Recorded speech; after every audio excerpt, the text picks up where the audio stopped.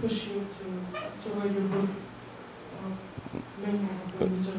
Optimist. Thank you very much. What pushed me to write the book is a lot of different factors. I think the first factor was, I say in the book that there is energy in me that pushed me to want to share with people. I believe in sharing, I believe in giving, because I realized that it's through giving that you become. And when I gave all I had, the little that I thought was nothing actually was a lot to somebody. You know, I was hungry, so I gave food to many. I didn't have a shelter, so I gave shelter to many. And I had little, so I gave a lot to many young people across the world. I didn't have the bridges that could connect me with young people from different parts of the world, because I remember growing up in Senegal, going to the library in CCF, Centre Culturel Français de Dakar, looking for newspapers from France. And in the back of the newspapers at that time, we had what we call PayPal. Remember that time? We didn't have Facebook, so we had PayPal. And then some young French people, they write their address and they're looking for PayPal in Africa. And then I would take the information, I would write a letter to the PayPal and send it to them hoping for a response. Sometimes it takes 6 months, 7 months, whatever. But through that, I was sometimes having PayPals that I can write with to share cultural issues, backgrounds. At that time in my generation, that's how we used to do, because we didn't have Facebook, we didn't have internet. We didn't have, you know, Instagram, Twitter, no Google, none of that. So there was no real connection between my generation and other young people from another country, unless you write each other letters through the post office and wait for it to come back. So I didn't have that, so I had to create a bridge for other young people from around the world through Give One Global Leadership program to connect with each other. This is why every year, 2 weeks ago, I brought 156 young people in France for a week to connect, to work together from 40 different countries. And in Washington, in the White House, I bring also these young people from all over the world every September to do the same thing. And among those connections, I see some of them building projects. Some of them are doing work together as companies and building nonprofits. Some of them are building websites together. Some of them are even, you know, getting married. So the bottom line is they are connected and they understand each other and they're focusing into their commonalities, what bring them together, and celebrating their differences instead of working on or focusing on what divide them or what is the other person is better than me than the other, and celebrate really what brings us together.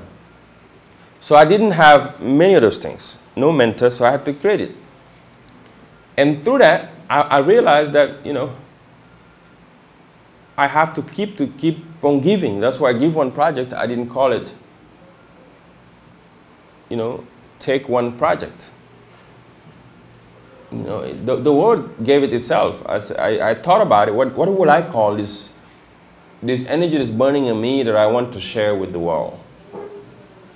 This experience that I've acquired on the grassroots level in Ohio and in Cleveland, in Ohio, and in Cincinnati, and then in Iowa, in Chicago, throughout the country, fighting to elect a president that I knew very little believed in him. So to respond to your question, giving was the first motivation to write the book.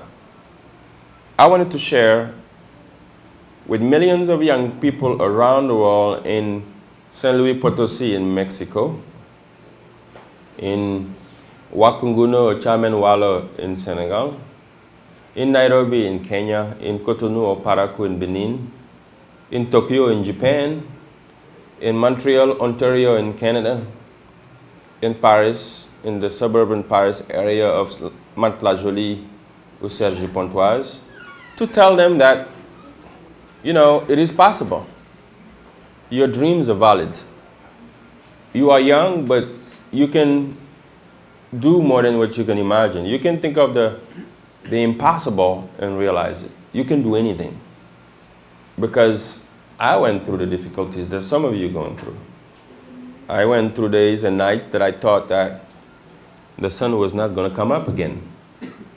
I questioned myself many times. I failed many times. I lived into the dark with no light and energy in the house many times. 4 days, sometimes with no food in the house. We were very poor. I lost my grandfather into hunger. It was difficult to see that. And he was my main motivation. The year where I'm doing my baccalaureate, he was gone. Not because he was sick, not because because for a long time, 5 days, we had no food in the house. We could be okay at our age. I was only 17. He couldn't, at the age of 17, 82, he couldn't do that. So with all of that, all of those experiences, I had to share. So I decided I was going to write the book. The second reason why I decided to write the book was that I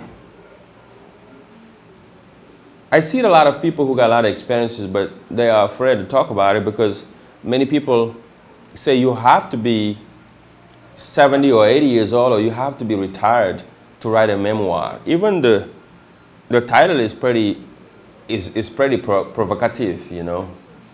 Because for many, even some of my friends, they'll say, you know, you're too young to write a memoir, brother. I mean, you should wait a little bit more. I had all kinds of advices. Some of them even like send me email and basically writing me some examples of titles I should use, not to use Memoirs of an Eternal Optimist, because they believe that memoirs is reserved only for those who lived a certain age. I'm a troublemaker. I don't believe in the status quo, because everything I have done and everything that I've succeeded in life, I had to do it against the odds. I couldn't follow what everybody following. You know, if you follow the crowd, you will go, but so far to where the crowd goes and where they stop. And sometimes as a man and as a leader, you have to walk alone and you have to take the risk.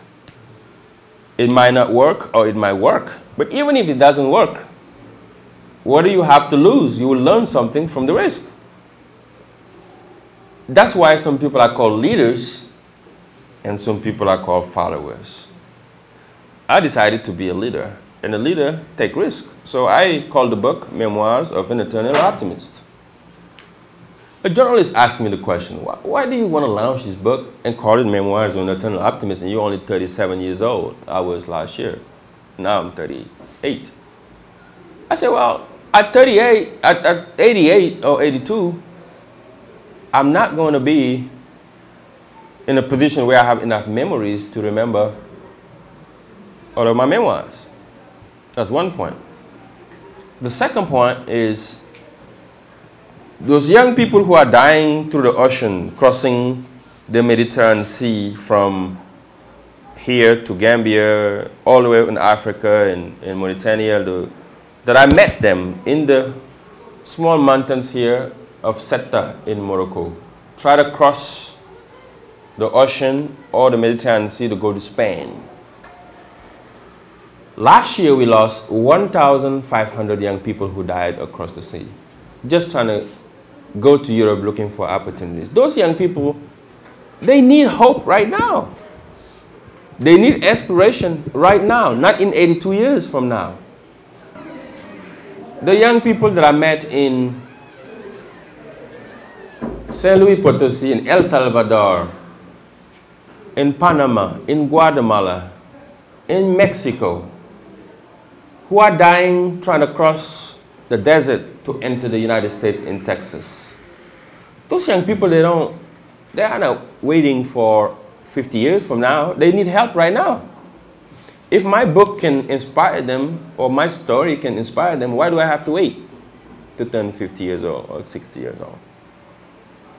Those young French who are living in the quartiers and the neighborhoods, les quartiers à Paris, in Mantes-la-Jolie, in 93, etc., who don't have no opportunities because their name is Fatou, Mohammed, they're Arab, or they are African like us, d'origine. They can't wait for hope. They need it right now. So, this just to tell you that it is the sense of urgency of now, as President Obama puts it. I found the need to write the book now with the little experience that I have. So, young people who are my younger generation can read it. Maybe it can inspire them.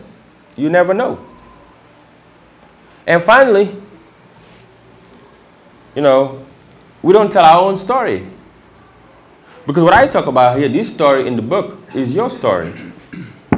Is the young people's story. It's the struggle of a child, of a 16-year-old trying to find himself. It's the struggle of a, you know, a young man living in a polygamy family of a lot of children and 3 mothers and trying to figure out what the future going to be for him, because there's too many competitions, there's violence in the house, and he's hurt. He's a lot of, what we call in French, blessure. There's a lot of problems that's really hurting him as a child who's supposed to be playing soccer at 12, seeing violence in the house toward her mother.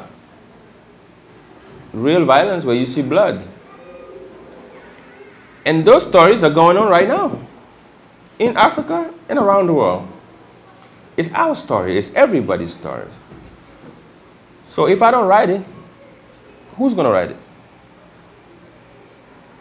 And last point I said before, but this is going to be really the last one, is that really the age doesn't define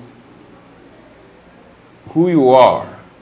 It's the work you put in and the lives of people that you touch that define the quality of your life. Not how old you are. Do you know a guy named Dr. Martin Luther King? Right? Who can tell me how old was Dr. Martin Luther King before he died, when he was dying? 50 what? 57? 50 something. Who else? 52. Okay, you close. Anybody else? The last person? 56. Let's just guess. 56. All right. The news is we're all wrong. And that's what everybody thinks. You have to be 50 something to do the kind of work that Dr. King has done. This is a guy who was very young, who was frustrated toward the American system, political system. And he fought to change history, to create that paradigm shift for America. And he gave his life, he sacrificed his life. But that dream, they killed him, but the dream is still alive. Because of that dream, today you have President Obama. Today you have a young man from Kaolack, from nothing, can come and do what I'm doing in the United States. So what I'm here to tell you is Dr. King was only 39 years old when he died. 39 ans. Tout ce qu'il a fait, il l'a fait moins de 40 ans. When they killed Dr. King, he was 39 years old. Can you imagine? So Dr. King didn't say, oh, I'm going to wait till I am 56 years old to get engaged into the civil rights movement in America. I'm not going to wait till I am 70 years to do I have a dream speech, the March for Washington, which was very controversial. Even some African Americans didn't agree. You know, Bob Marley, who knows how old was Bob Marley when he died? I was just in Jamaica last week to visit his tomb in his house. MashaAllah, give her a round of applause. This is perfect. There you go. We got some good students here. So you're a lover of reggae music, huh? Respect, y'all love. Bob Marley was 36 years old when he passed. Imagine all the work that Bob Marley has done. One of his family members told me when I was in Jamaica last week that Bob Marley got a call from the president of Zimbabwe, who is still here, there. What's his name? Mugabe. President Mugabe was the president since independence. And they asked Bob Marley to come and perform in the independence. And Bob's manager come to tell Bob that they don't have the money to pay, so we can't go. Bob said, I'll pay for my own money to put all the materials on the plane to send it, and I'll pay for the whole orchestra, to pay for everyone to fly, for our hotel, for everything, my own money, to go and celebrate the freedom of Zimbabwe. And he did it to show you his engagement on the liberation of Africa. In his country, where things was messed up in politics, he was in the middle of it to bring everyone together. He did all that in 36. So to answer to your question, it is to tell you that you don't have to be young to make a difference. You don't got to be young.